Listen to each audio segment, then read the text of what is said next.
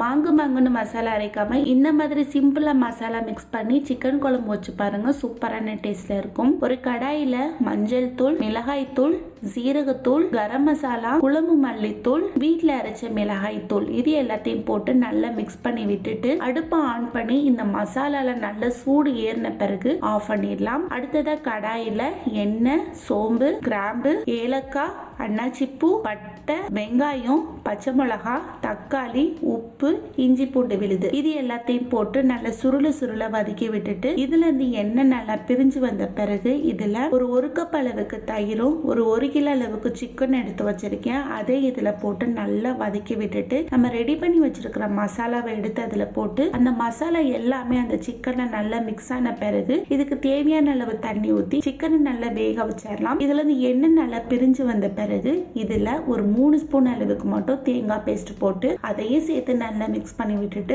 Serve பண்ணீங்கன்னா செம்ம டேஸ்டா இருக்கும். இந்த சிக்கன் குழம்பு கஷ்டப்பட்டு மசாலா அரைக்க வேண்டிய அவசியம் கிடையாது. இந்த வீடியோட ஃபுல் லிங்க் கொடுக்குறேன், செக் பண்ணி பாருங்க. அப்படியே போற போக்குல அந்த லைக் பட்டனை தட்டி விட்டு போங்க. பாய்.